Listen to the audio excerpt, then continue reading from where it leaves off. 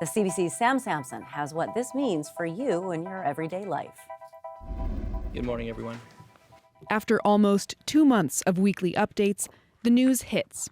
The first presumptive case for COVID-19 is in Manitoba. The patient is a Winnipeg woman in her 40s who recently traveled to the Philippines.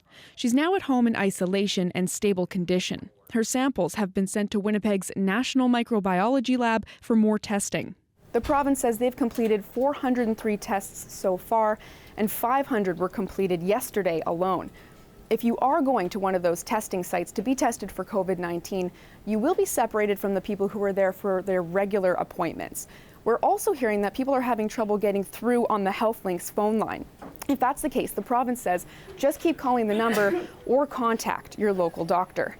The province does want to open more testing sites around the province and expand the service.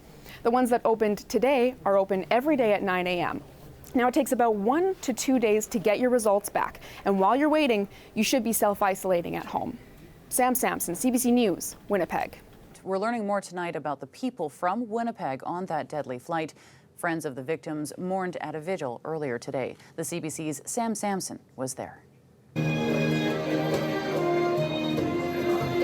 Tears flow as traditional Iranian music plays. A funeral in the middle of the University of Manitoba. We know that Farouk Khadem was a victim in the crash, a scientist living in Winnipeg with a PhD in immunology. A friend tells CBC News she was in Tehran visiting family. Mohammed Mahdi Sadeghi, who went by Mahdi, his wife Bahara Hajisfandiari, and their daughter Anisa Sadeghi were also on the flight. The husband and wife were both civil engineers working at construction companies in Winnipeg.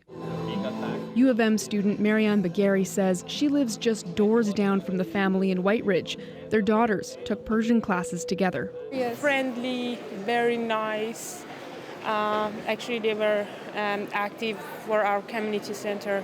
This is just one of many different protests that are happening across Canada. In Toronto and Vancouver, other places are blocking ports, they're blocking railways, which some say are having a significant impact on Canada's economy. Here in Winnipeg, though, this isn't even the first time a group like this has gathered at Portage and Main to support the Wet'suwet'en people in northern BC who are protesting that Coastal GasLink pipeline. Just last week, there was a group that gathered at RCMPD Division headquarters to support the group.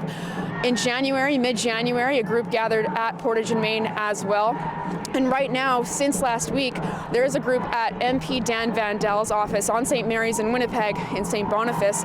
They have been there since last week, and Dan Vandel is the Minister of Northern Affairs for Canada. They say they're not leaving his office until they get some real action.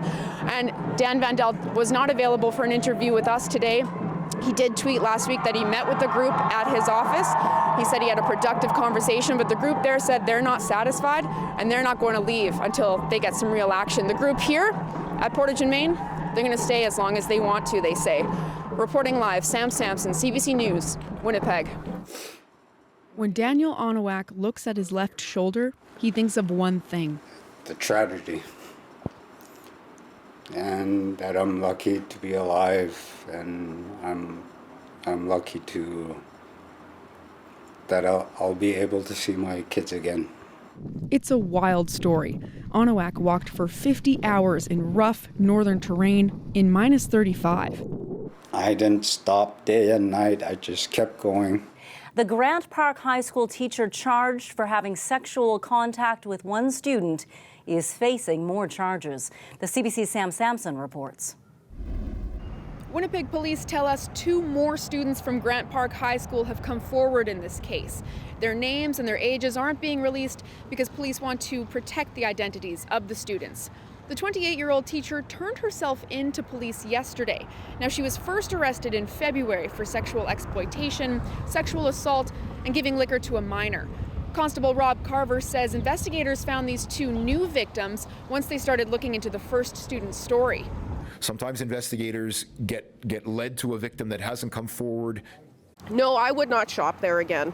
Melanie McKay used to buy pants and shirts at Nygaard, not anymore. I find that the allegations that are against this man are reprehensible, and I don't think that I would be bringing my hard-earned money to his shop. The Winnipegger says, if anything, she's concerned for the employees at Nygaard's 150 stores across North America. Hopefully that they don't have anything negative come to them because they work for this particular person, because it has nothing to do with them. We all have bills to pay. Nygaard stepped down just hours after the FBI raided his office in New York yesterday. He's facing a class action lawsuit from 10 women claiming Nygaard raped them. These allegations have not been proven in court.